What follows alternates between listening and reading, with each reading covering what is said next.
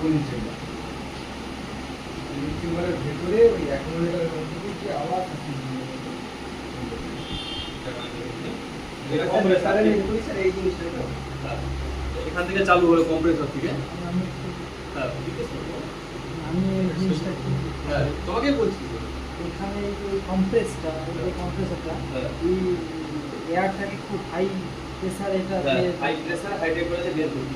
pressure যখন হচ্ছে তখন আপনার হাই প্রেসার হাই টেম্পারেচার